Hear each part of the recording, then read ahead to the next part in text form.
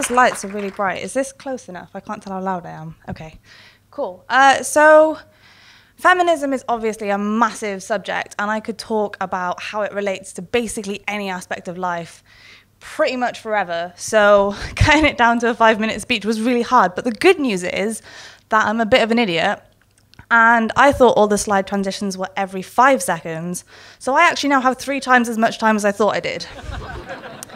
So, also I've had to cut it down because obviously I can't cover everything. So I've tried to make it really relevant to the people in the room. So it's specifically about issues in the UK, and all the figures are as accurate and up to date as they could possibly be.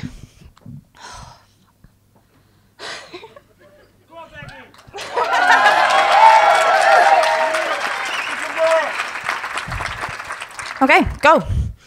So, feminism has been growing in the public consciousness and in popularity for the past few years. It's now quite common for celebrities to declare that they're feminists, which is great.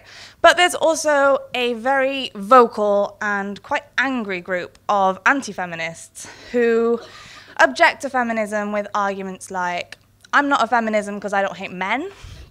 Men are the ones who are really disadvantaged because, you know, they don't get custody, they die more in the workplace, or, you know, we don't need feminism anymore because women are equal now. So that's the idea I want to look at first, really. This idea that women are already equal. 1 in 4 women in the UK will experience domestic violence in her lifetime. Less than half of incidents are reported, and still the police receive 1 call about domestic violence every minute. 1/3 of girls experience unwanted sexual touching in UK schools. 85,000 women are raped in England and Wales every year.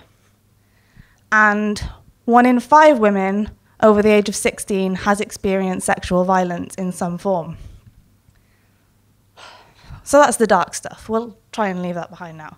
Let's move on to women in the workplace. Now, you've probably heard a lot about the gender gap, and you may have heard a lot about how it's made up, or it's all because women choose, you know, jobs that earn less, or they choose to work part-time because they want to have kids, which frankly is bullshit, because men have kids too, and no one's telling them they should be earning less. But anyway, so women in the workplace. It is still the case in some places that women earn less than men for doing exactly the same job. It is also the case that 54,000 women every year are forced to leave their job because of unfair payment surrounding maternity. Unfair treatment, sorry, not payment. It is also the case that women in the workplace are routinely ignored, interrupted, and talked over. They're less likely to be hired in the first place, and they're more likely to be passed over for promotion.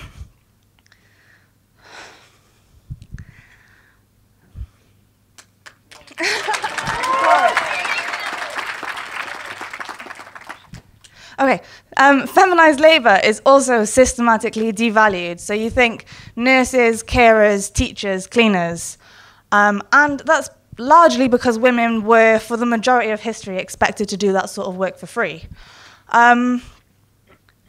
60% of those earning less than the living wage are women, and meanwhile, there are only 5 female chiefs in the FTSE 100, which is a huge part of the problem. So, people also think that feminism is about man-hating, that, you know, even the word feminism, we shouldn't be using it. It's too female-centric. And frankly, if you're going to dismiss a whole gender struggle because you don't like the word they use to describe it, then you're part of the problem. And anyway, so many of the issues that we're fighting affect men positively too, you know? In a society where women are seen as too emotional for political or business leadership, men are forced to hide their emotions behind macho aggression or silence, to the point where suicide is now the leading cause of death for men under the age of 35. In a society where childcare and housekeeping are devalued,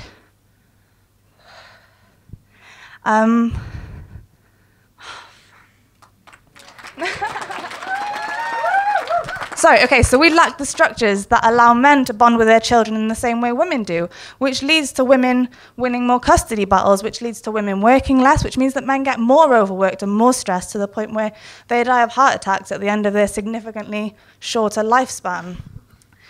So what can you actually do about any of this? Calling yourself a feminist is not enough. It's not a magic word that you can put in your Twitter bio or drop into conversation to protect yourself from criticism. Being a feminist is a constant effort. You need to think about the way you treat people around you. All of them. You need to stand up and tackle sexism when you see it happening. It can be as simple as saying, you know, that's not cool when your friend makes a rape joke or shouts something gross at a girl on a night out. You need to be aware of yourself in the workplace, men and women. I need you to stand up for yourself. I need you to be aware that women are being ignored and overlooked. So what can you do to change that around you? Overall, I guess, it's just be aware, be outspoken, and be proactive. Thank you.